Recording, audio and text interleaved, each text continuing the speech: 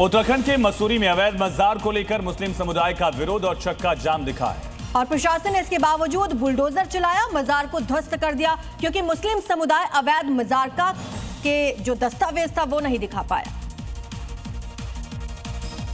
राजस्व विभाग, छावनी बोर्ड, वन विभाग और वक्फ बोर्ड की जांच में साफ हो गया था कि जहां अवैध निर्माण किया गया है वो जमीन दावेदारों की नहीं है और ना ही दावा करने वाले मुस्लिम कोई कागजी सबूत दिखा पाए, जिसके बाद प्रशासन ने सरकारी जमीन पर अवैध निर्माण को हटाने का नोटिस भी दिया था।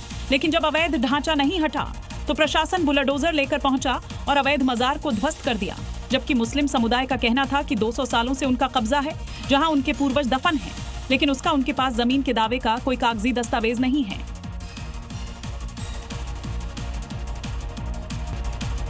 और यूपी से खबर, जहां सीतापुर में अवैध रूप से की गई प्लॉटिंग के खिलाफ प्रशासन ने बड़ी कार्रवाई की और बड़ी कार्रवाई करते हुए बुलडोजर चलवाया। ये अभियान सिटी मजिस्ट्रेट की मौजूदगी में भारी पुलिस सुरक्षा के बीच आगे बढ़ाया गया। प्रशासन ने अवैध कब्जों और नियमों के उल्लंघन पर ही कार्रवाई की।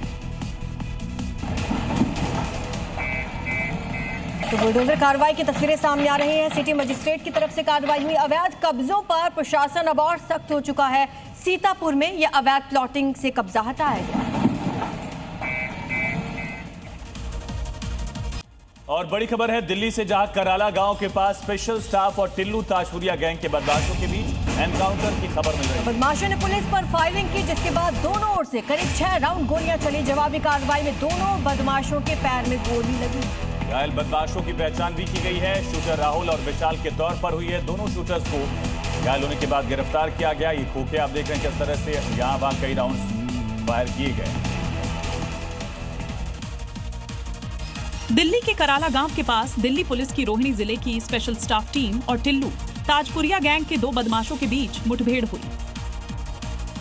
पुलिस के मुताबिक हत्या के मामले में फरार शूटर राहुल और विशाल को रोकने की कोशिश की गई तो उन्होंने पुलिस टीम पर फायरिंग कर दी। जवाबी कार्रवाई में दोनों बदमाशों के पैर में गोली लगी और उन्हें गिरफ्तार कर लिया गया। मुठभेड़ के दौरान सिपाही अजय और प्रवीण की बुलेट प्रूफ जैकेट पर गोली लगी, जिससे दोनों सुरक्षित बच गए।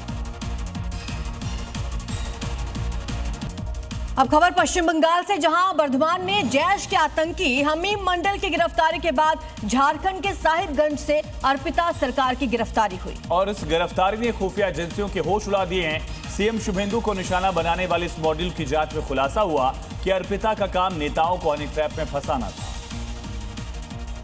बंगाल एसटीएफ की गिरफ्त में आई ये वही विषकन्या है जिसने चंद पैसों के लिए संवेदनशील जानकारियां पाकिस्तानी हैंडलर्स के हवाले कर दी। अर्पिता बर्धमान से पकड़े गए आतंकी हमीम की गर्लफ्रेंड ही नहीं बल्कि उसके मॉड्यूल का हिस्सा भी थी। आईएसआई और सज्जाद भट्ट से इन्हें सीधे निर्देश मिलते थे। हमीम को जहां भर्ती और रेकी की जिम्मेदारी थी तो अर्पिता को हनी ट्रैप कर जानकारी जुटाने की। अर्पिता बंगाल के नेताओं को फॉलो करती, चैट करने की कोशिश करती और ग्लैमरस फोटोज पोस्ट किया करती थी। इन दोनों की गिरफ्तारी से खतरा तो टल गया, लेकिन पाकिस्तान और उसके आतंकी संगठनों का चेहरा फिर से बेनकाब हो गया। और मेरठ में प्रेमी के साथ मिलकर 6 महीने की मासूम की हत्या का सनसनीखेज मामला सामने आया। आरोप है कि प्रेमी ने बच्चे को नाले में फेंक दिया, जिससे डूबने से उसकी मौत हो गई। तो 12 जुलाई को नाले में बच्चे की लाश मिली थी। इसका वीडियो भी वायरल हुआ था। अब इस मामले में खुलासा हुआ कि मां और उसके प्रेमी ने बच्चे की जान ले ली। दरअसल प्रेमी ने बच्चे को नाले में फेंक दिया था और डूबने से इस बच्चे की जान चली गई।